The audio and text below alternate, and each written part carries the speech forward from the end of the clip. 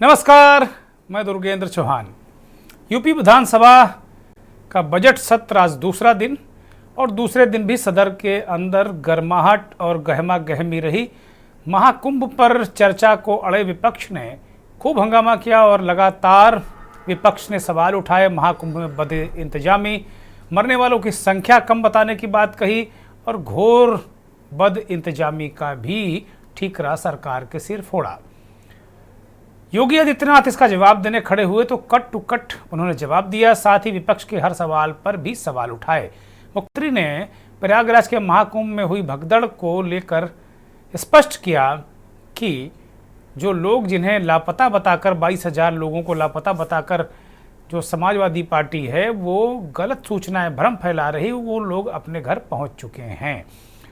विपक्ष के नेताओं के सवाल के जवाब में योगी आदित्यनाथ ने कहा कि भगदड़ पर सरकार जांच करवा रही है। एक जुडिशियल कमीशन बैठाया गया है, वो जांच करेगा और जो भी दोषी होगा, योगी ने जोर देकर कहा कि जो भी दोषी होगा वो चाहे जितना ही बड़ा और ताकतवर क्यों ना हो, उसके खिलाफ हम सख्त कार्रवाई करेंगे।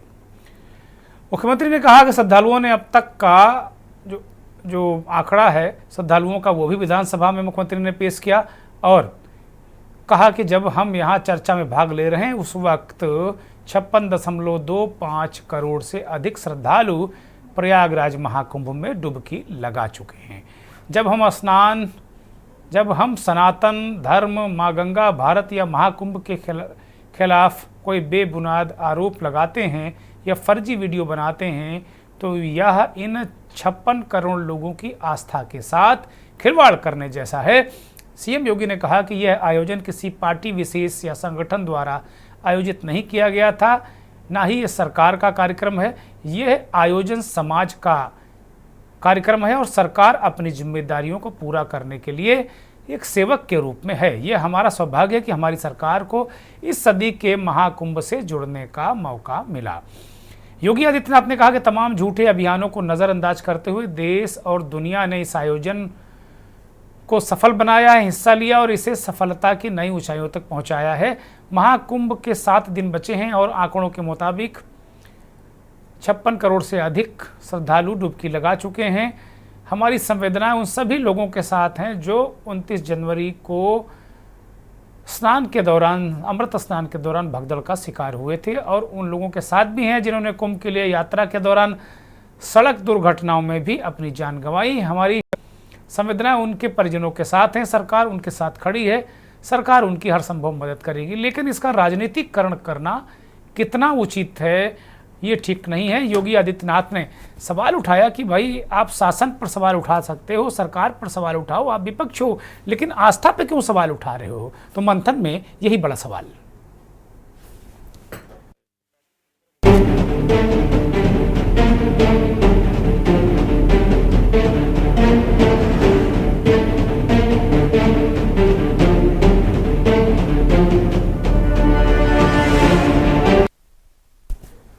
महाकुंभ की आस्था पर सवाल योगी आदित्यनाथ कई बार आज नाराज हुए सदन के अंदर और उन्होंने समाजवादी पार्टी और उसके नेताओं को इशारों में बहुत कुछ कहा कि भाई ये अखिलेश यादव चुपचाप डुबकी लगा जाते हैं, चच्चू को नहीं ले जाते हैं।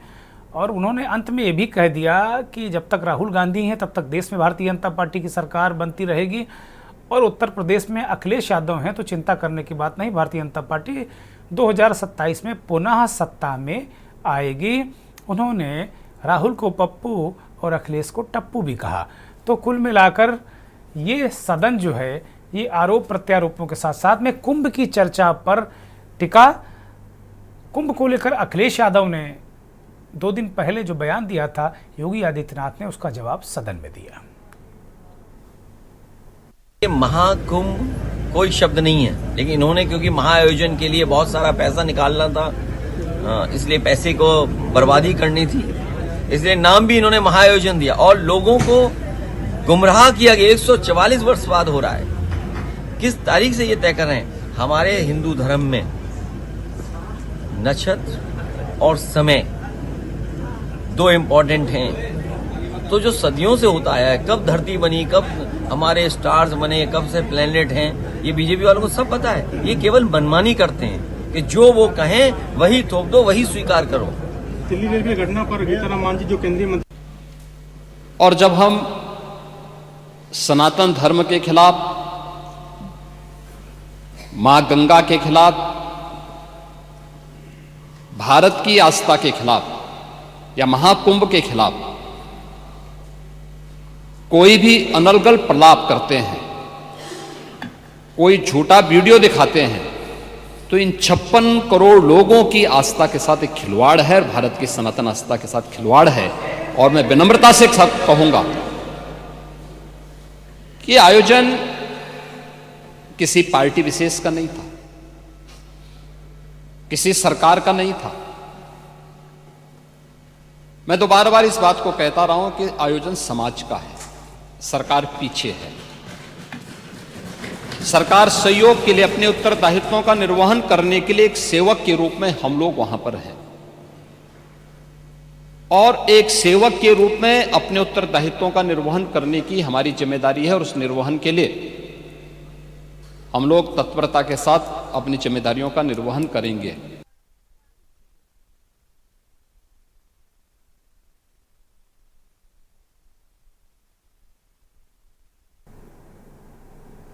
उत्तर प्रदेश की विधानसभा से सीधे हम दिल्ली चलते हैं। वहां की मुख्यमंत्री का ऐलान हो गया है, विधायक दल की बैठक खत्म हो गई है और वहां के मुख्यमंत्री का ऐलान हो गया है। बड़े दिनों से इस बात को लेकर 11 दिनों से मंथन चल रहा था। रेखा गुप्ता माफ कीजिएगा, दिल्ली की मुख्यमंत्री होंगी, नहीं, विजेंद्र गुप्ता स्पीकर होंगे और डिप्टी सीएम होंगे प्रवेश वर्मा। तो दिल्ली के नई सीएम रेखा गुप्ता ही होंगी। अभी तक सूत्रों के हवाले से यह खबर चल रही थी मीडिया में, अब ये खबर पुष्ट हो गई है। रेखा गुप्ता जो 2 बार से पार्षद हैं, पिछला विधानसभा चुनाव वो हार गई थी, उसके बाद 2022 में वो पार्षद बनी और इस बार उन्हें विधानसभा का टिकट दिया गया। रेखा गुप्ता एक चौंकाने वाला नाम, वो दिल्ली की मुख्यमंत्री बन गई। सुषमा स्वराज और शीला दीक्षित के बाद वो तीसरी महिला मुख्यमंत्री होंगी। भारतीय जनता पार्टी मुख्यमंत्री, महिला मुख्यमंत्री, ओबीसी मुख्यमंत्री, और जहां तक मुझे जानकारी मिली है कि रेखा गुप्ता तेली समाज से हैं, तो अपने आप में पिछड़े, उसमें अति पिछड़े और तेली समाज से, अगर साहू समाज जिसे हम कहते हैं, उससे मुख्यमंत्री आना, दिल्ली का जो व्यापारी है, कारोबारी है, बनिया समाज है, जो बीजेपी से खिसक गया था, पहले कांग्रेस और फिर वो अरविंद केजरीवाल की तरफ चला गया था, उसको एक बार फिर से वापस लाने का गणित है। प्रवेश वर्मा ने चूंकि अरविंद केजरीवाल को हराया, जाट नेता हैं, उनके पिता साहब सिंह वर्मा मुख्यमंत्री रह चुके हैं, और विजेंद्र गुप्ता उस वक्त भी विधायक थे जब भारतीय जनता पार्टी का सुपड़ा साफ कर दिया था अरविंद केजरीवाल ने, और सिर्फ 3 विधायक भारतीय जनता पार्टी के दिल्ली में थे, उसमें विजेंद्र गुप्ता भी थे। विजेंद्र गुप्ता जो पिछली विधानसभा थी जिसमें भारतीय जनता पार्टी के 7 विधायक थे, उसमें भी विजेंद्र गुप्ता नेता प्रतिपक्ष की भूमिका निभा रहे थे। तपे तपाए पुराने नेता मुख्यमंत्री के दावेदार थे, लेकिन उन्हें दिल्ली विधानसभा का अध्यक्ष बनाकर पुरस्कृत किया गया है। तो ये अपने आप में बड़ी और अहम खबर इस वक्त की। दिल्ली की नई सीएम होंगी रेखा गुप्ता। महिला कार्ड, ओबीसी में भी साहू तेली, अपने आप में संदेश देने की कोशिश की। भारतीय जनता पार्टी की इकलौती महिला सीएम होंगी।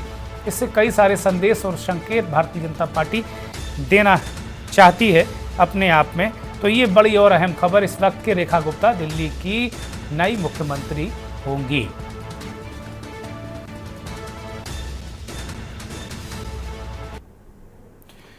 तो इस अहम जानकारी के बाद सीधे हम अपने कार्यक्रम की ओर रुख करते हैं, जो हमारा प्राइम टाइम शो मंथन है। योगी आदित्यनाथ ने विधानसभा में तेवर दिखाए, विपक्ष को अर्दब में लिया और कहा कि भाई व्यवस्था पर आप, शासन पर आप आरोप लगाइए, आपका अधिकार, विपक्ष हैं आप, लेकिन आस्था को आप नेगलेक्ट मत करिए, आस्था पर चोट बर्दाश्त नहीं की जाएगी। आप ही के एक सहयोगी श्री लालू यादव जी कह रहे हैं, अरे ये सब कुंभ का क्या कोई मतलब है, फालतू का कुंभ है। यानी सनातन धर्म के इस महायोजन को वे फालतू उनको दिखाई देता है। और इनके एक और सहयोगी उससे भी 2 कदम आगे आकर के कहती हैं कि महाकुंभ मृत्यु कुंभ में बदल गया है। ये क्या है? ये क्या है?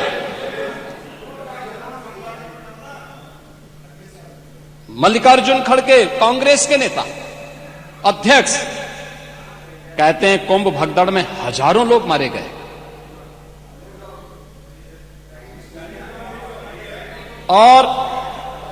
और जया बच्चन क्या कहती हैं? ये समाजवादी पार्टी की नेत्री हैं।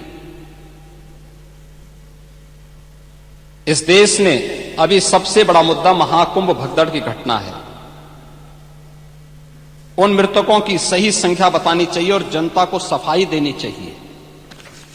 उन्होंने आगे क्या बात कही? उन्होंने कहा व्यवस्थाएं आम आदमी के लिए नहीं बल्कि वीआईपी के लिए थी। शवों को गंगा में बहा दिया गया, इससे पानी प्रदूषित हुआ है। यही पानी लोगों तक पहुंच रहा है और ये इस प्रकार के गैर जिम्मेदाराना बयान समाजवादी पार्टी, कांग्रेस, आरजेडी और टीएमसी के नेताओं के द्वारा सनातन धर्म के जुड़े हुए सबसे बड़े आयोजन के प्रति दिए गए।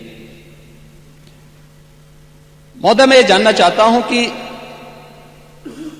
क्या सनातन धर्म का अनुयायी बनना या सनातन धर्म के किसी आयोजन को भव्यता के साथ करना क्या कोई अपराध है? उस आयोजन को उन सीमाओं के साथ उस आस्था को सम्मान देकर के आगे बढ़ाना क्या कोई अपराध है? और अगर अपराध है तो हमारी सरकार इस अपराध को कर रही है और आगे भी करेगी, क्योंकि हम लोग ये मानते हैं सनातन धर्म इस देश का राष्ट्रीय धर्म है। सनातन धर्म की सुरक्षा में ही भारत के अंदर पल रहे हर मत और मजहब की सुरक्षा भी है और उनका सम्मान भी है और उनका गौरव भी है। और सनातन धर्म की सुरक्षा विश्व मानवता की सुरक्षा की गारंटी भी है। और उसके इतने बड़े आयोजन के साथ भेदभाव तो किसी के साथ नहीं हुआ।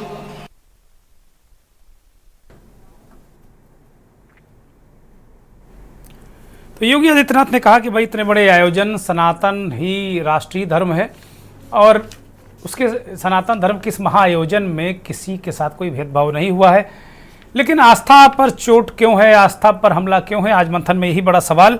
हमारे साथ एक अच्छा खासा पैनल जुड़ गया है। महामंडलेश्वर स्वामी प्रकाशानंद जी महाराज प्रयागराज से जुड़े हैं, बहुत धन्यवाद महाराज जी, बहुत आभार वक्त देने के लिए। सोमगिरी जी महाराज महंत हैं, वो भी प्रयागराज से जुड़े हैं, बहुत धन्यवाद। ममता शर्मा समाजवादी पार्टी की नेता प्रवक्ता हैं हमारे साथ। ममता जी, आपका भी बहुत स्वागत। हयात उमर साहब इस देश के जाने माने वरिष्ठ पत्रकार विश्लेषक हैं, आपका भी बहुत धन्यवाद, बहुत स्वागत। महेंद्र सिंह इस देश के जाने माने वरिष्ठ पत्रकार विश्लेषक दिल्ली से हमारे साथ जुड़े हैं, महेंद्र सिंह आपका भी बहुत स्वागत। और हमारे लखनऊ के ब्यूरो चीफ अभ्युदय अवस्थी भी हमारे साथ जुड़ गए हैं। सभी मेहमानों का बहुत स्वागत, बहुत धन्यवाद, बहुत आभार। अभ्युदय अवस्थी के पास मैं सबसे पहले जाना चाहूँगा। अभ्युदय, योगी आदित्यनाथ आज लगातार जिस तरीके से, जब कल विधानसभा का सत्र जब शुरू हुआ तो विपक्ष कुंभ की भगदड़, कुंभ की जो व्यवस्था है उसको अव्यवस्था बताकर सरकार को घेरने के लिए पूरे तैयारी और तामझाम के साथ आया था। लेकिन आज जिस तरीके से योगी आदित्यनाथ ने कहा सदन में कि भाई शासन की आलोचना कर लो लेकिन आस्था पर क्यों चोट करते हो, उसे क्यों बदनाम करते हो, और अंत में ये भी उन्होंने कह दिया कि जो भी दोषी हैं भगदड़ के, वो चाहे जितने ताकतवर हों, चाहे जितने पावरफुल हों, उन्हें हम छोड़ेंगे नहीं। जुडिशियल कमीशन बना है, उसमें वो सब काम करेगा और राष्ट्रीय धर्म ही, सनातन धर्म ही राष्ट्रीय धर्म है। तो योगी ने पूरी जो विपक्ष की जो तैयारी थी उसको कहीं ना कहीं अटैक किया है, उसकी तैयारी को अपने आप निशाने में रखा और समाजवादी पार्टी विपक्ष के नेताओं की बखिया उधेड़ी है। तो अब सदन 5 तारीख तक है। आप कुंभ को लेकर जो चर्चा हुई, आप लगातार कुंभ में थे भी, कवर भी किया आपने, तो अब किस तरीके से सदन को आप जाते देख रहे हैं अभ्युदय? देखिए, जिस तरीके से आज योगी आदित्यनाथ ने पूरे जो विपक्ष के सवालों को जिस तरीके से उन्होंने सबकी बोलती बंद कर दी है और बड़े विस्तार से उन्होंने घटना का, सिर्फ इतना ही नहीं कि वो विपक्ष के सवालों का जवाब दिया, बल्कि पूरी घटना का, जो दुर्घटना हुई थी उसका पूरा डिटेल में कैसे कैसे क्या क्या हुआ और विस्तार से बताया, और अंत में उन्होंने प्रशासन को व्यवस्था के लिए धन्यवाद भी ज्ञापित किया। ये बहुत महत्वपूर्ण बात है कि जिससे ये बात स्पष्ट हो गया है कि जो प्रशासनिक व्यवस्था थी वो कहीं ना कहीं जिम्मेदार नहीं है, या जो लास्ट में उन्होंने कह दिया कि जो दोषी होंगे वो बख्शे नहीं जाएंगे, उन्होंने एक इशारा किया है कि कहीं ना कहीं चिन्हित किए जा चुके हैं दोषी। और एक बीच में जिक्र आया था, आपको याद होगा कि फोन लोकेशंस के माध्यम से निकाला जा रहा है कि कौन लोग थे, कि कैसे भगदड़ हो गई, कि किसी ने उकसाया तो नहीं, इस तरीके की जो बातें आ रही थी उन पर भी विचार हुआ है। और मुख्यमंत्री योगी आदित्यनाथ ने जिस तरीके से तंज कसते हुए अखिलेश यादव पे तंज कसा कि अकेले जाकर स्नान कराए, और चच्चू कह के उनके शिवपाल यादव को चच्चू कहकर संबोधित करते हुए उन्होंने तंज कसा। आपने देखा होगा कि किस तरीके से इस बात को उन्होंने कई बार दोहराया, सिर्फ ऐसा नहीं कि एक बार कह के छोड़ दिया हो, लगातार उकसाते रहे कि वो कुछ बोले। जी निश्चित तौर पर बड़ी महत्वपूर्ण बात कही। शुभम गिरी जी महाराज की तरफ मैं रुख करूंगा। शुभम गिरी जी महाराज, व्यवस्थाओं को लेकर शुरुआत में आपने भी बहुत सारे सवाल उठाए, कुछ और अन्य लोगों ने, महात्माओं ने सवाल उठाए। अभ्युदय ने एक बात अभी कही कि मुख्यमंत्री योगी आदित्यनाथ ने आज विधानसभा के पटल पर यह बात कह दी, अधिकारियों को बधाई भी दे दी सफल कुंभ के लिए, और ये कहा कि हम छोड़ेंगे नहीं किसी को। तो क्या ये अधिकारी बधाई के पात्र हैं क्या, शुभम गिरी जी महाराज? देखिए दुर्गेंद्र जी, मैं आपको बताऊं, मैं देवेंद्र फडणवीस और शिवराज सिंह चौहान को बधाई देता हूं। सबसे पहले तो मैं देवेंद्र फडणवीस को बधाई देता हूं कि 2015 का कुंभ नासिक में हुआ था, वो बहुत बढ़िया से कुंभ हुआ था 2015 में। महाराज जी भी जानते हैं, बहुत अच्छी उसमें व्यवस्था थी, जबकि 2 जगह पर कुंभ का क्षेत्र बांटा हुआ था। और 2019 में जो कुंभ हुआ था उसमें भी, अर्ध कुंभ जो हुआ था उसमें भी योगी जी बधाई के पात्र है, इसमें कोई दो राय नहीं है। और 2012-13 में जो कुंभ हुआ था उस समय भी सपा सरकार भी बधाई की पात्र है। 2007 में जो अर्ध कुंभ हुआ था बसपा भी बधाई की पात्र है। 2010 में जो कुंभ हुआ था उसमें बधाई के पात्र डॉक्टर निशंक जी भी थे, लेकिन उसमें बैसाखी में जो दुर्घटना घटी वो बहुत दुर्भाग्यपूर्ण थी हरिद्वार में। और 2004 में उमा भारती जी भी बधाई की पात्र है। लेकिन इस समय जो संत समाज दुखी हुआ, जिस तरह से सुविधाएं जो संतों को योगी जी आने से एक फायदा तो हुआ, सुविधा बढ़ी, लेकिन जो सेक्रेटरेट में सुविधा मिलनी चाहिए थी और सुविधा लेने के लिए हमें मेला प्राधिकरण के कार्यालय में जाना पड़ता था, वहां से कम नहीं 10 किलोमीटर दूर, 15 किलोमीटर दूर, और 5-5 घंटे 7-7 घंटे लाइनों में लगना पड़ता था। सबसे बड़ी चूक इस कुंभ में क्या हुई, प्रभारी मंत्री कोई नहीं था। पहले भी एक महामंडलेश्वर स्वामी प्रबोधानंद गिरी जी महाराज जी ने उठाया था सवाल कि एक प्रभारी मंत्री बनाना चाहिए, उसके बावजूद उन्होंने, जब वो घटना घटी, वो दुर्भाग्यपूर्ण घटना है क्योंकि प्रयागराज में पर्याप्त मात्रा में जगह है। आपको भी मैंने एक दिन वीडियो कॉल के माध्यम से दिखा दिया था कि देखिए कितनी भीड़ है। स्टेशन भी 4-4, 5-5 घंटे के लिए बंद किए जा रहे हैं, क्योंकि देखिए समय के साथ वक्त बदलता है, वक्त के साथ समय बदलता है। जिसका समय बलवान, जिसका वक्त बलवान, उसका क्या करे भगवान। लेकिन जहां तक सनातन की आस्था बढ़ी है, 55 करोड़ आदमियों ने, 55 नहीं तो 45 करोड़ तक नहीं, तो सरकारी आंकड़ा आज विधानसभा में रखा है मुख्यमंत्री जी ने कि 56 करोड़ से ज्यादा सरकारी आंकड़ा मुख्यमंत्री ने रख दिया है विधानसभा में। हम तो उसी को मानेंगे अथेंटिक।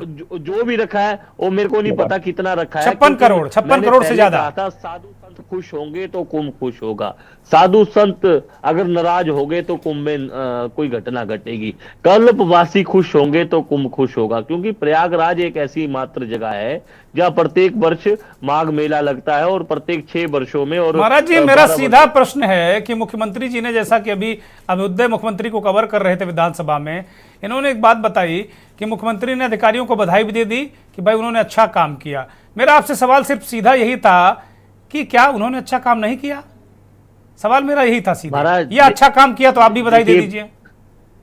मैं बधाई देता हूं, पुलिस प्रशासन को भी बधाई देता हूं, जो पुलिस बल दुर्घटना में दुखित हुए हैं, जिन्होंने कहा था कल, आप मेरा एबीपी का स्टेटमेंट देखिए, मैंने कहा था कि उस समय अगर अगर जो दुर्घटना में पुलिस बल हुआ है उनके घर परिवार को नौकरी भी मिलनी चाहिए। मैंने ये भी कहा था बधाई के पात्र अधिकारी होंगे, उसमें कोई दो राय नहीं है, लेकिन जिस तरह से अस्त व्यस्त अधिकारियों ने इस बार ज्यादातर बाबाओं की नहीं सुनी, जो बड़े बड़े संत वहां जाकर बैठे रहे मेला यही सवाल है महाराज जी ना। फिर जब आप कह रहे हैं कि अधिकारियों ने मनमानी की, आप इस घटना के लिए अधिकारियों को दोषी ठहरा रहे हैं और बहुत सारे और भी लोग दोषी ठहरा रहे हैं, तो फिर बधाई के पात्र है क्या वो अधिकारी?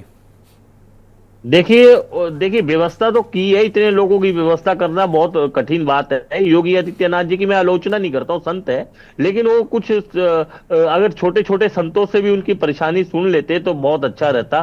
बड़े बड़े संतों से तो उन्होंने सुनी, उनकी तो सुविधा भी बड़ी है, लेकिन कल मेरी एक संत से वार्ता हुई, उनका अगर मैंने उनकी कुटिया में देखा, तो दिव्यता भव्यता वास्तव में देखी।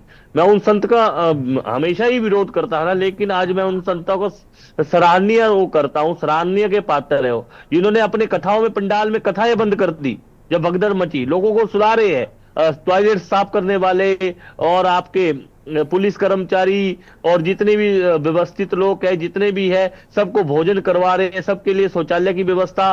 अगर मान लीजिए 50,000 लाइफ जैकेटें किश्तियों में दी गई है निषाद समाज को, अगर लाइफ जैकेटें, बड़ी अच्छी लाइफ जैकेटें दी गई है, तो इस प्रकार से अगर उन्होंने व्यवस्था की है तो बहुत अच्छी बात है। और देखिए व्यवस्था जल पुलिस की भी कम नहीं है, वो भी सराहनीय के पात्र है। मैं किसी की आलोचना नहीं करता, लेकिन जहां तक उम्मीद है, कुछ अधिकारियों ने 12 बजे 3 बजे रात को मिले हैं, तो योगी जी को पहले इस विषय में मंथन करना चाहिए था। योगी जी भी बधाई के पात्र है, ठीक है। अगर योगी जी के बाद आएंगे कोई भी, तो साधु संत ही कुंभ करते हैं, सबसे बड़े आयोजक साधु संत होते हैं। वो पहले अखाड़ा परिषद के राष्ट्रीय अध्यक्ष जी को बधाई देते, महंत रविंदर पुरी जी को बधाई देते, तो मैं मानता उनको भी बधाई देनी चाहिए ना। अखाड़ा परिषद में महंत ज्ञानदास जी थे, उन्होंने भी अच्छा कुंभ किया। महंत नरेंद्र गिरी जी थे, उन्होंने भी अच्छा कुंभ किया, उनके नीचे प्रशासन झुका रहा। नहीं, योगी जी सबको सम्मानित करके आए थे महाराज जी, सबको सम्मानित करके आए थे, प्रत्येक कैंप में वो गए थे, सम्मानित किया था उन्होंने, इसमें कहीं कोई संदेह थोड़ी है। नहीं, वो छोटे महात्माओं के पास गए ना, चलो अखाड़े में तो गए, अच्छी बात है, लेकिन बड़े महात्माओं के पास गए ना, छोटे महात्माओं के पास भी अगर उनकी समस्या सुन लेते तो बहुत अच्छी बात रहती। चलिए मैं प्रकाशानंद महाराज को लेता हूं, मैं आऊंगा आपके पास। प्रकाशानंद गिरी जी महाराज, अब एक सवाल ये है, मुख्यमंत्री ने आज कहा कि भाई आस्था पे क्यों चोट करते हो, आपको अगर दिक्कत सरकार से है, शासन से हो, तो उस पर चोट करो। उनका इशारा विपक्ष की तरफ था कि आप आस्था पर चोट मत करो, सनातन को बदनाम मत करो। प्रकाशानंद महाराज, प्रकाशानंद जी सुन पा रहे हैं? सही बात कहा उन्होंने, बिल्कुल सही बात कहा उन्होंने। मैं पहले विपक्ष की तो पर आता हूँ, जैसे राम जी सुन रहे आ रही आवाज आपको? आ रही आवाज? हाँ आ रही, बोलिए। आपको आ रही है? बोलिए महाराज, आवाज आ रही है आपको? बोलिए, सुन रहे हैं दर्शक आपको। पक्ष वाले बताना चाहता हूँ, जैसे राम गोपाल यादव जी ने अगले जी ने कहा कुंभ जैसा शब्द ही नहीं, उनको समझना चाहिए कि कुंभ और महाकुंभ होता है, जैसे विद्यालय और महाविद्यालय होता है, और अर्ध विद्यालय अर्ध कुंभ कोई नहीं होता। लगता है कि वो अर्ध विद्यालय में पढ़े होंगे, इसलिए उनको जानकारी नहीं है। जब गुरुओं के शरण में जाएंगे तो उन्हें कुंभ, महा और सनातन के बारे में जानकारी मिलेगी। ममता बनर्जी ने कहा कि मृत्यु कुंभ हो गया, लेकिन ममता बनर्जी की सरकार जब से बनी तब से हिंदुओं के लिए वो मृत्यु राज्य हो गया है। लाखों लोगों को घर छोड़ना पड़ता है चुनाव के, और चुनाव के पहले लाखों लोगों पर एफआईआर करा दी जाती है, अलग ढंग से हिंदुओं को जेल भेज दिया जाता है। मुसलमानों की सरकार हो गई है, कुंभ पर सवाल खड़े कर रही है। माननीय योगी आदित्यनाथ बहुत बढ़िया कि इतनी बड़ी मेला थी, लोगों ने यहाँ आकर के डुबकी लगाए, उसमें थोड़ी व्यवस्था इधर उधर हो सकती है, जो कहते हैं उसी पर सवाल उठ सकता है, लेकिन बहुत बढ़िया व्यवस्था रही। इस बार इतने लोगों की सुविधा बढ़ाई गई जिसकी कल्पना नहीं कर सकते। लोगों ने देखा, हमने सुविधा कुछ नहीं लिया है, लेकिन सभी संतों की सुविधा बहुत बढ़ाई गई। इस बार बढ़ चढ़ के खर्च किया, हर एक प्रकार से प्रशासन को भी ध्यान देना चाहूंगा। लेकिन एक बात हो कहना, जो किरण आनंद के अहंकार में ये जो व्यवस्था बिगड़ा, वो केवल एक आनंद के अहंकार। राखी बेदी से लेके सारे प्रशासन बहुत उससे लगे रहे। ये 3 लोगों ने, दयानंद ने और ये विकास चतुर्वेदी ने, ये सब तीनों मिलकर के मेला को बिगाड़ा। अगर ये तीनों के जगह विवेक शुक्ला। दिया जाता, कोई प्रभारी बना दिया जाता तो मेला और सुंदर हो सकता था। लेकिन ठीक है। पता नहीं, हम लोगों ने कई बार मुख्यमंत्री जी को कहा, मुख्यमंत्री जी का क्या था। ठीक है, बड़ी बड़ी महत्वपूर्ण बात प्रकाशानंद गिरी जी महाराज ने कही कि मुख्यमंत्री ने अपनी पूरी ताकत लगाई और बहुत अच्छा कुंभ कराया। हो सकता है इतने बड़े आयोजनों में जहां 56-57 करोड़ लोग आ रहे हों, इस तरह की चीज़ें हो जाती हैं। ममता शर्मा समाजवादी पार्टी की नेता प्रवक्ता, वो हमारे साथ जुड़ी हुई हैं। ममता शर्मा, मैं आपकी तरफ रुख करूंगा। मुख्यमंत्री ने कहा कि सनातन धर्म ही राष्ट्रीय धर्म है, उसके बाद भी आपकी पार्टी के नेता सनातन की आस्था पर बार बार चोट करते हैं। मुख्यमंत्री ने अखिलेश यादव, शिवपाल यादव, बहुत सारे नेताओं को आज आड़े हाथ भी लिया विधानसभा के अंदर। तो ऐसा क्यों करते हैं आपके लोग? मुख्यमंत्री कह रहे हैं कि अनर्गल प्रलाप कर रहे हैं। जिस परिवार की जगह ही करते हैं। प्रकाशानंद जी, ये सवाल ममता शर्मा से, ममता शर्मा जवाब दीजिए। जी बहुत बहुत धन्यवाद, आपने मुझे चैनल पे इनवाइट किया जी। मेरी वॉइस आ रही है आप लोगों को? हाँ, दर्शक सुन रहे हैं, बोलिए। जी कहना ये चाह रहे हैं सर, ऐसा कुछ नहीं है कि हमारे लोग धर्म पे कहीं मुद्दा ऐसा है कि धर्म का विरोध करते हैं। धर्म उनके लिए सर्वोपरि पहले भी था, हमारे लिए भी है और हर जन के लिए उतना ही सर्वोपरि है। मगर जिस तरीके से ये हत्याएं हुई, वहां पे भगदड़ हुई, अगर झूठा प्रचार ना करके अगर एक बात सही दिशा में अगर लोगों को बताया जाता, मरने वाला भी हिंदू था सर। अगर मरने वाला हिंदू था और मारने वाला भी हिंदू है, तो एक बात उन्हें सोचनी चाहिए कि इतनी बड़ी अगर हम झूठी अफवाह फैला रहे हैं और लोग मर रहे हैं, उन्हें स्वास्थ्य नहीं मिल पाया, उन्हें स्ट्रेचर नहीं मिल पाया, उन्हें भगदड़ में जो लगे हुए थे उन्हें बुलडोजर से दबा दिया गया, दफना दिया गया। भगदड़ में इतनी बड़ी कांड हो जाती है सर। यही तो कह रहे हैं मुख्यमंत्री कि आप लोग भ्रम फैलाते हो। मुख्यमंत्री ने यही तो कहा आज विधानसभा में कि आप लोग भ्रम फैलाते हो, लोगों को गुमराह करते हो। आप हकीकत बताते नहीं हो। आंकड़े नहीं दे पाए सर, अभी तक हमारे पास आंकड़े नहीं दे पाए। अगर आप ये बताइए, अगर हम लोग अफवाह फैलाते हैं तो अभी जो 300-400 लोग बाहर खड़े हैं, खोया पाया केंद्र पे खड़े हैं और कुंभ के मुख्यमंत्री ने आज 4-5 अखबारों की कटिंग दिखाई। ममता जी, मुख्यमंत्री ने आज 4-5 अखबारों की कटिंग विधानसभा में रखी और उन्होंने कहा कि देखो तेलंगाना के लोग पहुंच गए, गोरखपुर के लोग घर पहुंच गए, हरियाणा के लोग घर पहुंच गए। उन्होंने कहा कि देखो अब कहाँ लोग गुम हैं, 22,000 लोग अपने घर पहुंच गए और समाजवादी पार्टी के लोग पता नहीं किसकी बात कर रहे हैं, कौन गुम है। मगर अभी नहीं पहुंचे हैं जी, बिल्कुल अभी गुम हैं। बहुत लोगों को परिवार के परिजन ढूंढ रहे हैं, उन्हें अभी तक कुछ नहीं मिल पा रहा है। अभी का ये सिस्टम चल रहा है सर कि लेडीजें जो नहाने गई थी वहां कुंभ में, पवित्र कुंभ में स्नान करके और अपने गंगा मैया में दर्शन करके और भगवान के दर्शन करके उनकी वीडियोग्राफी करके और इंटरनेट पे बेचा जा रहा है। यही कुंभ है सर, यही कुंभ है। इसी कुंभ की हम अपेक्षा नहीं कर रखे थे। सरकार किसी की भी हो, उससे ये महिलाओं का इस तरीके से दुर्व्यवहार, अश्लीलता से फोटो उनका प्रचार करना, ये कुंभ है क्या? सरकार ने इसीलिए, महिलाओं ने इसीलिए कहा था कि योगी बाबा की सरकार है, वो सनातन को लेके चलते हैं, सनातन धर्म की अनुयायी करते हैं। इसके बावजूद महिलाओं के साथ इस तरीके से अत्याचार बढ़ा हुआ है। धर्म का इस तरीके से झूठा प्रचार करना कहीं का भी धर्म नहीं है सर। हर व्यक्ति सनातनी है, उसे हर व्यक्ति को बोलने का और कहने का अधिकार है। जिनके ऊपर एफआईआर की जा रही है झूठी अफवाहें फैलाने का, सर मरने बता रहे हैं, उनको, उनके घर वालों को परिजनों से मिला दीजिए, उनके घर वालों को दे दीजिए। कोई व्यक्ति आप पर क्यों सवाल उठाएगा? आप बताइए सर, क्या ये उनको, सरकार को जिस तरीके से महिलाओं के वीडियो, जिन सभ्य घर की महिलाएं होंगी उनके वीडियो, उनके पति, उनके ममता जी, मेरा एक सवाल है इस जगह कि क्या ये किसी भारतीय जनता पार्टी के कहने पर ये लोग बना रहे हैं? ये तो विकृत मानसिकता के लोग हैं। इतने बड़े महाकुंभ में विकृत मानसिकता के लोग भी कुछ पहुंच गए हैं जो ऐसी हरकतें कर रहे हैं। इसमें पार्टी, सरकार, व्यवस्था, ये कहां दोषी है इसमें? सर शासन प्रशासन बनाया किस लिए जाता है? अगर हमें ये चीज पता चल जाए कि हमारा कुछ होना नहीं है तो हर व्यक्ति फ्री हैंड हो जाए ना। अनुशासन किस चीज के लिए बनाया जाता है? महिला संगठन किस लिए बनाया जाता है? महिलाओं की इतनी सारी सुरक्षा किस लिए बैठाई गई है? सरकार में महिलाओं के प्रति हर योजना लाई जाती, किस लिए लाई जाती? अगर इस तरह सोहदे प्रबल हो जाएंगे तो सरकार का मतलब क्या है? घर में कानून, घर में जज, घर में फैसला, घर में कहान, खुलेआम सब चीजें बेकरार हो जाएंगी सर। ठीक शासन बात है, प्रशासन होता तो ठीक इसीलिए बात है। सर। मैं लौटूंगा, मुझे शासन- मुझे एक ब्रेक पर जाना है। ममता शर्मा, मैं लौटूंगा। ममता शर्मा सवाल उठा रही है कि भाई सरकार फिर किस बात की है, पुलिस किस बात की है, महिला पुलिस किस बात की है, और व्यवस्थाएं फिर कहाँ गई? क्योंकि यही बात तो कही जा रही ना कि लॉ एंड ऑर्डर बहुत अच्छा है, सारी चीज़ें बहुत अच्छी हैं। तो अगर कहीं कोई वीडियो बना के इंटरनेट पर बेच रहे हैं तो ये भी गंभीर अपराध है। लेकिन इस तरह की जो विकृत मानसिकता के लोग हैं, अगर वो ऐसे लोग कुंभ में जा रहे हैं तो ये भी बहुत चिंता का विषय है। और वहाँ लोग पुण्य कमाने जा रहे हैं, पुण्य फल के लिए डुबकी लगाने जा रहे हैं। लेकिन इस तरीके के गिद्ध दृष्टि वाले लोग भी लोगों को धमका रहे हैं, महिलाओं को धमका रहे हैं, इस तरह की हरकतें कर रहे हैं। बहुत सारी इस तरह की घटनाएं भी हो रही हैं जिन पर सरकार को और पुलिस को ध्यान देना चाहिए। एक ब्रेक ले रहा हूँ।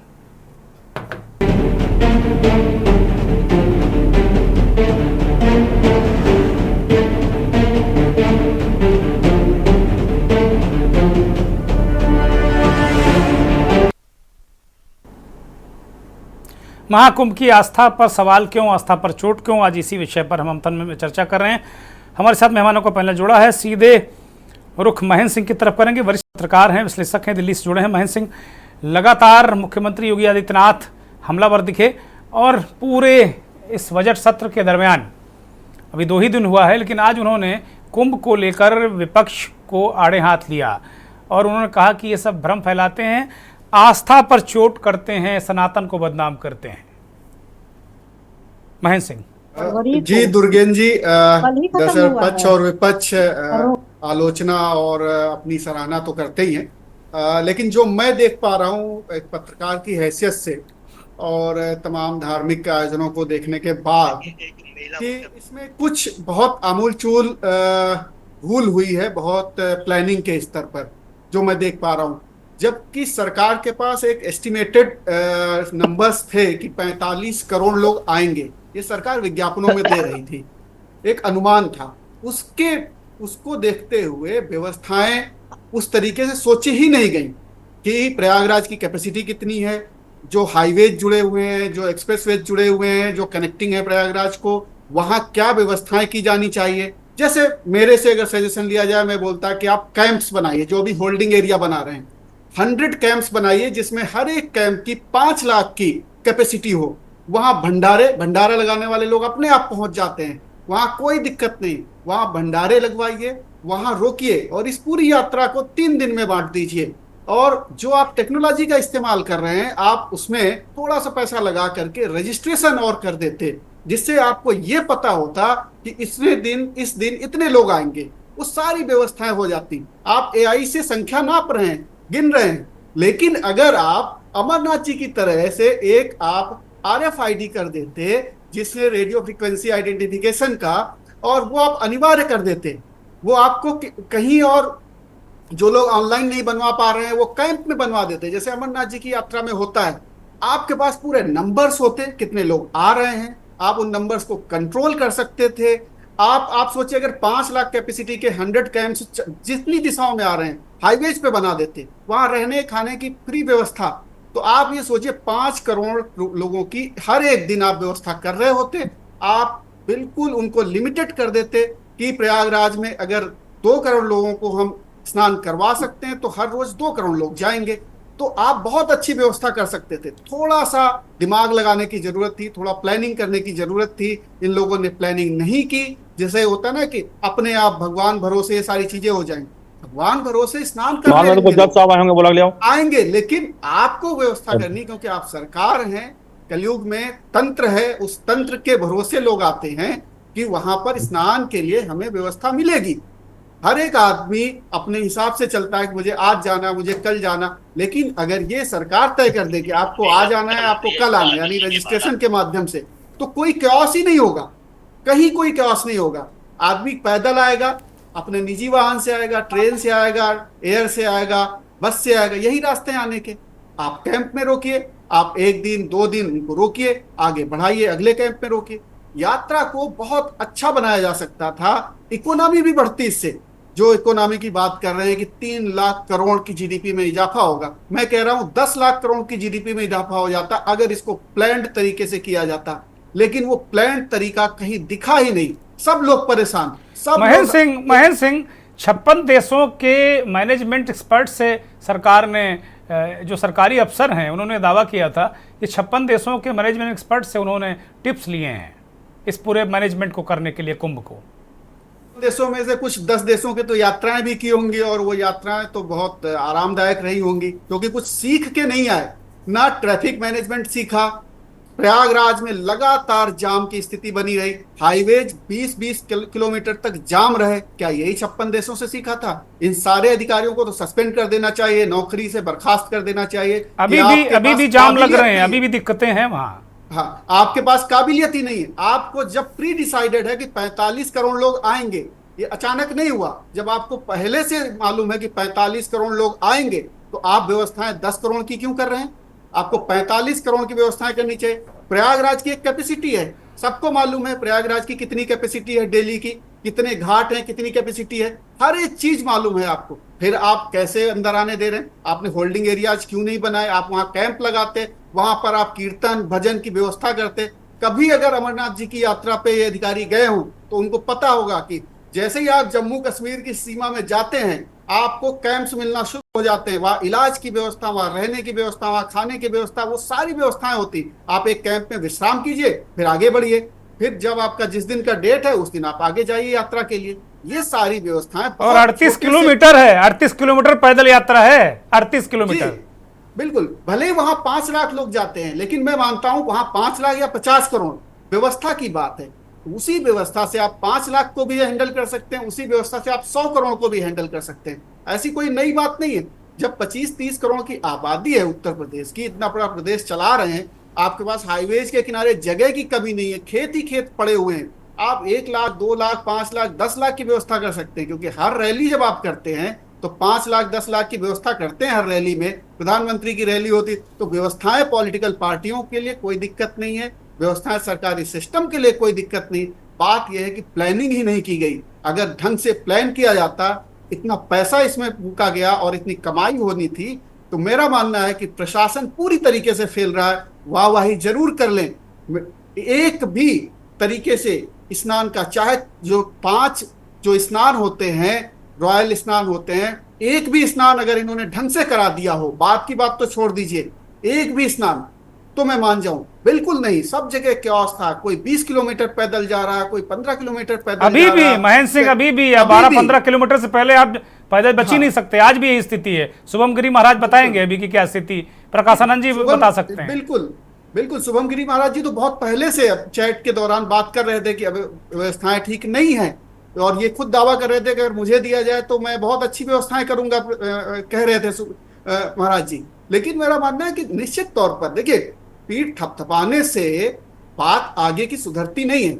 आगे भी आने वाले समय में भी महाकुंभ होंगे, अर्धकुंभ होंगे, कुंभ होंगे, वो सारी व्यवस्था हमें व्यवस्थाएं ठीक करनी है।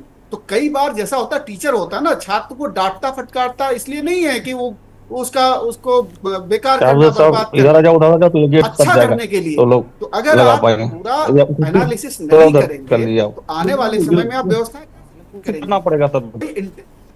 जी बोलिए महेंद्र सिंह। पे सवाल नहीं उठा रहा, मैं कह रहा हूं कि उनकी जो है प्लानिंग खराब थी। प्लान अगर ठीक से करते, 50 करोड़ लोग क्या 100 करोड़ लोगों को बड़े आराम से ये कर लेते। तेज बढ़ा देते आप होल्डिंग एरिया में, 1 दिन, 2 दिन, 3 दिन रखते, 3 दिन की यात्रा बना देते आप। लोग रुकते, जितने दिन रुकते आपके यहाँ उतने दिन आपके यहाँ खरीद पानी करते। ठीक है, बड़ा महत्वपूर्ण सुझाव है, लेकिन अब कुंभ को कुछ ही दिन बचे हैं और मुझे नहीं लगता है कि अब इस सुझाव के लोग मानेंगे। अब तो जैसा चल रहा, बस ईश्वर की कृपा से सब बढ़िया हो जाए।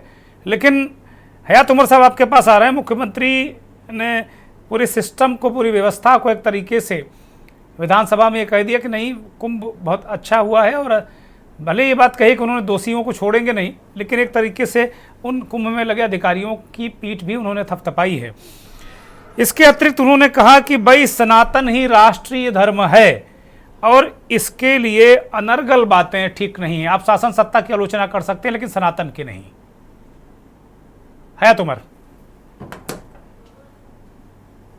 अनम्यूट करिए, हम सुन नहीं पा रहे हैं। हयात, आपको आवाज आ गई? जी देखिए, बात वहीं से शुरू करें जहां से योगी जी ने अपना खत्म किया है।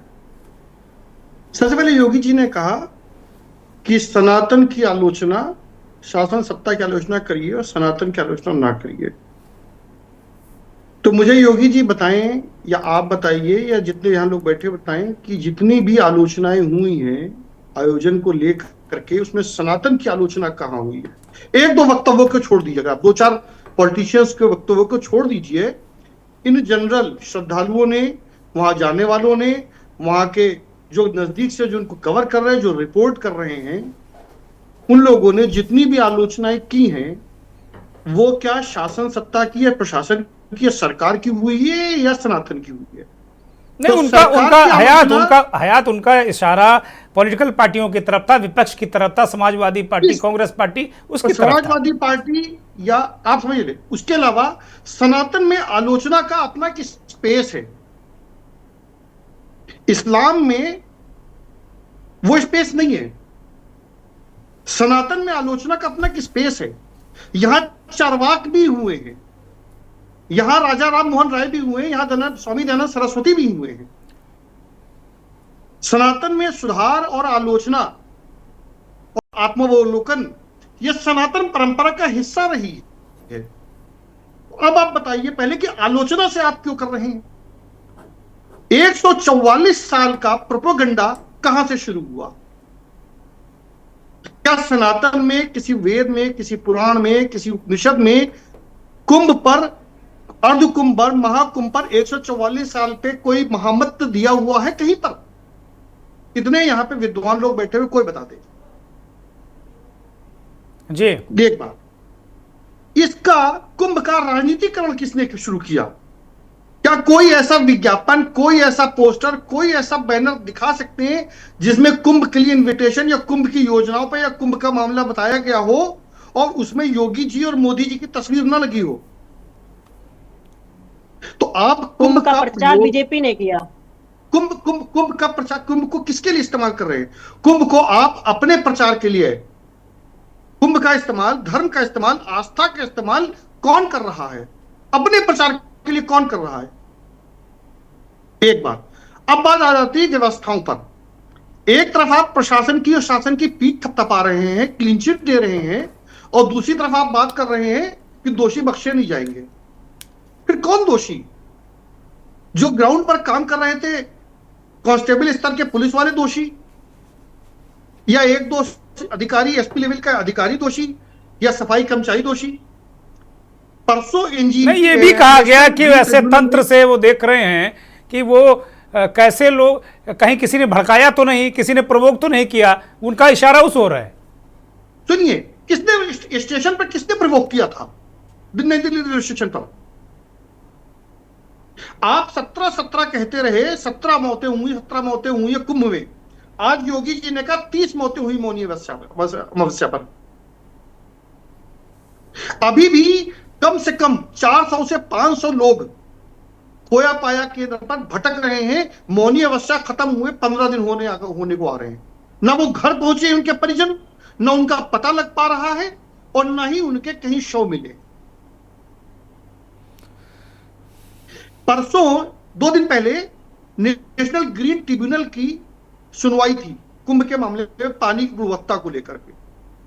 मेरे पास उसकी रिपोर्ट रखी हुई है, डाउन टू अर्थ एक एनवायरमेंट मैगजीन है, उसमें छपी है पूरी रिपोर्ट। वो नेशनल ग्रीन ट्रिब्यूनल की इतनी सख्त टिप्पणी है कि आपने 50 करोड़ लोगों को सीवर में नहला दिया। ये मेरे पास रखी हुई है। और आज पॉल्यूशन कंट्रोल बोर्ड का बैठक, आज की रिपोर्ट है कि आज पानी जो संगम पर है उसमें फीकल बैक्टीरिया पाया जा रहा है, और उसका लेवल ये है कि वो आचमन के योग नहीं है। 5, आप सोचिए, पहले एक तरफ आप फिगर बता रहे हैं 50 करोड़, जिसका कोई वेरिफिकेशन नहीं है। आप बता रहे हैं, हम मान रहे हैं, आप कह रहे 56 करोड़ के 56 करोड़ के 60 करोड़ 60 करोड़, चलिए हम आप ही की बात मान ले रहे हैं। 50 करोड़ लोग की व्यवस्था, जब 50 करोड़ लोग जब पहुंचेंगे, जो 3 दिन या 2 दिन शहर में बिताएंगे, 1 दिन कुंभ मेला स्थल पर बिताएंगे, उनके नहाने की, उनके दैनिक क्रियाकलापों की व्यवस्था, कितने शौचालय, कितना, आप ये बताइए। पहले आपने 2 अमेरिका 50-60 करोड़ का मतलब होता है 2 अमेरिका वहां पहुंचा है। तो क्या 1 अमेरिका के बराबर आपने वहां शौचालय या आपने सीवेज ट्रीटमेंट प्लांट बना दिए थे? कितने नए सीवेज ट्रीटमेंट बन रहे? और या आपने अगर 1-2 बना भी दिए थे तो वो क्या पर्याप्त थे? 50 करोड़ लोगों का मलमूत्र आपने कहा कैसे? अगर आपने 2, 4, 5, 10 ट्रीटमेंट प्लांट बना दिए तो क्या वो पर्याप्त थे? एनजीटी ने तो यही सवाल उठाया है। नहीं, उसमें हयात जो एनजीटी के सवाल पर उत्तर प्रदेश का पोल्यूशन बोर्ड कह रहा है कि जो केंद्रीय प्रदूषण नियंत्रण बोर्ड है उसकी रिपोर्ट ही गलत है, ये कह के वो बचने की कोशिश कर रहे हैं। भाई आप जब आप वो करें वहीं से सैंपल लिए गए जहां पानी गंदा था, सही जगह सैंपल ही नहीं लिए गए, ये कह के वो बच रहे हैं। आप शुरू से डिनाइल मोड में हैं। असल में आप कह रहे तो 50 करोड़ थे, जो आपने अभी हमारे साथी ने उन्होंने कहा कि व्यवस्था केवल आपकी 5 से 10 करोड़ की थी और पहुंच गए 45 करोड़। ये स्थिति है वास्तव में। योगी जी कह रहे किसी के साथ भेदभाव नहीं हुआ। सबसे ज्यादा शिकायतें वीआईपी मूवमेंट को लेकर के, वीआईपी दर्शनों को लेकर, वीआईपी स्नान को लेकर के हैं, और आम आदमी को 15-15, 20-20 किलोमीटर बच्चों को लेकर के। हाँ, मुख्यमंत्री जी ने जोर देकर कहा है कि वीआईपी नहीं, आम आदमियों को हो रहा है, वीआईपी कल्चर को हमने बढ़ावा नहीं दिया। उन्होंने जोर देकर इस बात आप बताइए पहले कौन से 4 वीआईपी घाट थे? गाड़ियां संगम नोज तक जा रही थी। किस वीआईपी को 100 मीटर में चलना पड़ा है? अंबानी जी गए थे, बताइए पहले कितने किलोमीटर चले पैदल? इतने देश भर में मोदी जी गए, नितिन गडकरी गए, राज्य के मुख्यमंत्री गए, कितने किलोमीटर पैदल चले हैं? 5 किलोमीटर, 10 किलोमीटर, कितने किलोमीटर पैदल चले? इन लोगों की सुरक्षा का कारण होता होगा हयात भाई। फिर वीआईपी कल्चर किसके लिए वीआईपी कल्चर नहीं था? सारे एमएलए, सारे एमपी, सब वीआईपी ट्रीटमेंट। अब आप सोचिए पहले कि लोग 24-24 घंटे हाईवे से फंसे रहे हैं, उसके बाद पहुंचे, गाड़ियों को जहां तहां छोड़ दिया और पैदल 18 से 20 किलोमीटर, 15 किलोमीटर चल करके संगम पे पहुंचे और फिर वापस लौटे। और हाल ये स्थिति थी कि पानी की बोतल 100-100 रुपए की पानी की बोतल बिक रही थी। आपके रिपोर्टर है, आप उनसे पूछिए। 500-500 रुपए ठिलिया वाले 500 रुपए, 1000 रुपए ले रहे थे संगम पहुंचाने का, एक व्यक्ति का। जी, ठिलिया पे बैठ करके आपको संगम पहुंचा देंगे, 500 रुपए, 1000 रुपए प्रति व्यक्ति ले रहे थे।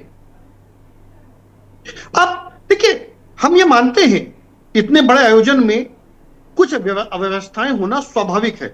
हज भी इतना बड़ा होता है, वहां पर भी हर साल भगदड़ में 5, 10, 15, 50 लोग मर जाते हैं।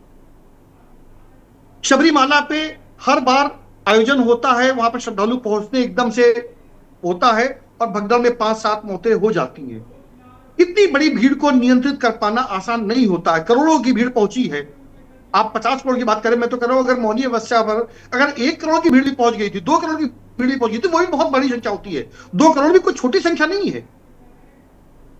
5 करोड़ की, 10 करोड़ की आबादी वाले इलाहाबाद में 2 करोड़ रुपए, 3 करोड़ आदमी एक्स्ट्रा होंगे तो सड़कें फट जाएंगी। और वो उस भीड़ को साथ नियंत्रण कर पाना, उसको संयमित रख पाना, अनुशासित रख पाना आसान काम नहीं होता। ये छोटा आयोजन नहीं था, इसमें कोई संदेह नहीं है। और सरकार ने, प्रशासनिक अधिकारियों ने प्रयास किया, इसमें भी कोई संदेह नहीं है। ऐसा नहीं कि बिल्कुल कुछ इंतजाम ही नहीं थे, जो ये लोग कह रहे, ऐसा भी नहीं है। लेकिन क्या पर्याप्त थे? सबसे बड़ा सवाल यह कि सरकार आज भी ये एक्सेप्ट करने के मूड में नहीं है, डिनाइल मूड में अभी भी है कि साहब नहीं साहब, हर चीज संगासी, सब कुछ बढ़िया हुआ, बढ़िया हुआ, बढ़िया हुआ। तो आत्म प्रशंसा अच्छी चीज अगर आपको लगती है तो बहुत अच्छी बात तो तब है कि जब बाकी लोग भी तारीफ करें। अच्छा, एक अभी हयात भाई, महेंद्र सिंह ने बड़ा अच्छा उदाहरण अमरनाथ की यात्रा का दिया। रजिस्ट्रेशन क्यों नहीं हुआ? रजिस्ट्रेशन तो हो सकता था। तो बहुत अच्छी बात है, बड़ी अच्छी प्लान दिया महेंद्र सिंह ने। अरे इन्हीं को एडवाइजर बना लेते तो मुझे लगता है मामला ठीक हो जाता। आज तारीख में हर व्यक्ति के पास आधार कार्ड है, हर व्यक्ति के पास आधार कार्ड है। आप सिंपल से आधार से रजिस्ट्रेशन कर देते, किसी चीज की जरूरत ही नहीं। आप आधार से रजिस्ट्रेशन, आइए साहब, वहां पे RFID आपको मिल जाएगा, आप गले में लटका लीजिए, आगे बढ़ जाइए। आप डाउनलोड कर लीजिए, गले में लटका लीजिए, स्कैनर लगा हुआ है, आगे बढ़ जाइए। बिल्कुल सही है। आपको शहर के बाहर ही होल्डिंग एरिया बनाने चाहिए थे, रजिस्ट्रेशन काउंटर बनाने चाहिए थे। आपको वहां आते, वहां पे उनको पूरी जानकारी दी जाती कि आप लोग भटक रहे थे। हाँ, एक जगह पहुंचते, फिर वहां बैरिकेडिंग लगी हुई है। हम तो गए हैं, एक जगह पहुंचे, वहां बैरिकेडिंग लगी हुई है, साहब अब ये रास्ता बंद कर दिया गया, अब आपको उधर जाना। वो रास्ता 5 किलोमीटर घूम करके वहां पहुंचे, बोले इधर भीड़ बढ़ गई थी, इधर बंद कर दिया गया है, अब आपको पीछे वाले रास्ते से ही जाना है, वहां खुल गया है, भीड़ कम हो गई है। तो जब आपके पास पूरी व्यवस्था थी, हेलीकॉप्टर से हवाई व्यवस्था थी, अब तो गूगल मैप रहता आपके सामने, आप सैटेलाइट से इमेजेस ले सकते हैं, कहां भीड़ घट रही, कहां बढ़ रही, किधर से जाना चाहिए, प्रवाह किधर रहना चाहिए। अब बेहतर व्यवस्था हो सकती है टेक्नोलॉजी के उपयोग से। आपने तकनीकी का क्या प्रयोग किया? केवल सीसीटीवी। डिजिटल तो कुंभ की बात कही मुख्यमंत्री ने कि भाई डिजिटल कुंभ का भी मजाक उड़ाया गया, लेकिन उससे काफी फायदा हम लोगों ने लिया। ये बात भी कही सदन में उन्होंने। नहीं, आपको देखिए, आप मजाक उड़ाने वालों पे मत जाइए। आप व्यवस्था करने में सरकार की आलोचना हमेशा से होती रही है। आपको आलोचना अपनी इतनी बुरी क्यों लगती है? सरकार की, जो सरकार में होगा, जो सत्ता में होगा, जो काम संभालना होगा, जो करेगा उसी में तो कमियां निकलेंगी। जिसने किया नहीं उसमें क्या कमियां निकलेंगी? ठीक है, ठीक है, ठीक है। बड़ा सवाल है साहब। अब चूंकि मेरे पास 1 मिनट बचा है, शुभम गिरी महाराज बहुत 20-30 सेकंड में अंत में वही सवाल आया कि एक तो महेंद्र सिंह ने कहा कि भाई अगर अमरनाथ की तरह स्टेशन हो जाता तो बहुत अच्छी चीज़ें होती और आपको पता रहता कितने लोग कितने वाहन भेज रहे हैं और एक अच्छी व्यवस्था लोगों को सुकून से हो जाता। अब आप सारी चीज़ों को आप भी देखते हैं। दूसरी बात यह है कि ये जो विपक्ष के लोग थे ये आस्था पर क्यों चोट करते हैं, ये भी मुख्यमंत्री को एतराज था। बहुत जल्दी में जवाब दीजिए। देखिए, जब 2012-13 का कुंभ था, रेलवे में घटना हुई थी, भारतीय जनता पार्टी थी जिन्होंने आलोचना की थी, मैं उसमें बात नहीं करता।